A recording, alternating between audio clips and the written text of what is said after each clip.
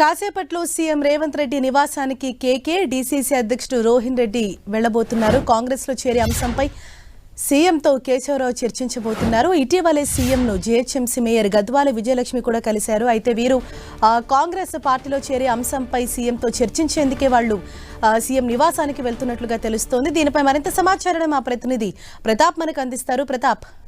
Harisha, BRS Rajya Sabha సభ్యుడు K Keshavarao Congress పార్టీలో చేరడానికి దాదాపు ముహూర్తం ఫిక్స్ చేసుకున్నారు. ఇప్పటికే ఆయన నిన్న మీడియాకు ముఖంగా కూడా చెప్పడం జరిగింది.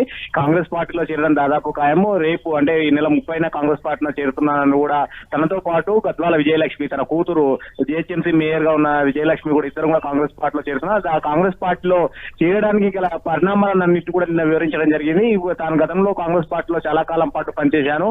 తన మాతృ పార్టీ అయిన కాంగ్రెస్ పార్టీలో తాను చేరాలనుకుంటున్న పరిస్థితి అయితే వివరించడం జరిగింది. అయితే ప్రస్తుతం ఉన్న పరిస్థితులలో తాను మళ్ళీ జీవితం చివరి దేశంలో కాంగ్రెస్ పార్టీలో ఉండాలనే ఒక ఆలోచనతోటి కాంగ్రెస్ పార్టీలోకి వెళ్తున్నాను కూడా చెప్పడం జరిగింది. ఈ అంశాలన్నిటి కూడా మరి కాసేపట్లో సీఎం రేవంత్ రెడ్డిని కలిసి కూడా వివరించాలనే అవకాశం ఉంది. అయితే సీఎం రేవంత్ రెడ్డితో భేటీ కానున్నారు. రేపు కాంగ్రెస్ పార్టీలో చేరిపోతున్న నేపథ్యంలో ఈ రోజు మర్యాదపూర్వకంగా సీఎం రేవంత్ రెడ్డితో భేటీ అయ్యి పార్టీకి సంబంధించిన అంశాలన్నింటినీ కూడా అంశంగా వివరించే అవకాశాలు ఉన్నాయి. ముఖ్యంగా లోక్సభ ఎన్నికలు త్వరలో ఉన్న నేపథ్యంలో ముఖ్యంగా హైదరాబాద్ సంబంధించి పార్టీని స్ట్రెంథెన్ చేసుకోవాలని ఒక ఆలోచన కాంగ్రెస్ పార్టీ కూడా చేస్తున్న పరిస్థితి. అందులో భాగంగానే ఇతర పార్టీల నుంచి నేతలంతా కూడా పార్టీల చేరికలకు సంబంధించి ప్రోత్సహిస్తుంది. మరోవైపు గర్వాపసి కార్యక్రమాన్ని కాంగ్రెస్ పార్టీలో గతంలో పనిచేసిన వాళ్ళంతా కూడా తిరిగి కాంగ్రెస్ పార్టీలో చేరడానికి తమంతా కూడా స్వాగతిస్తామని గతంలో గాంధీ భవన్ వేదికగానే ప్రకటించారు. కాబట్టి కాంగ్రెస్ పార్టీలో గతంలో ఎవరెవరైతే పనిచేశారో అదేవిధంగా కొంతమంది ఇంట్రెస్ట్ ఎవరెవరైతే చూపిస్తారో వాళ్ళందరినీ కాంగ్రెస్ పార్టీలో చేర్చుకోవాలని ఒక ఆలోచన కూడా చేస్తుంది. అందులో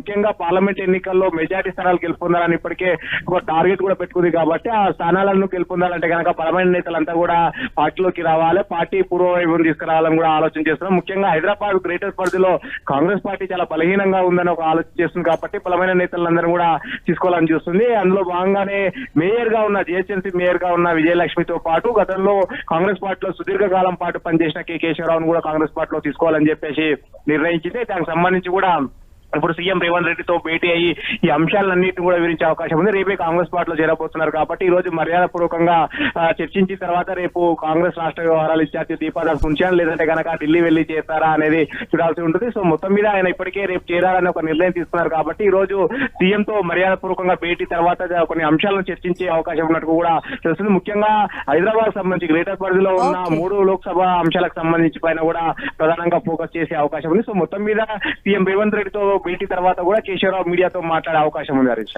రైట్, థాంక్యూ ప్రతాప్.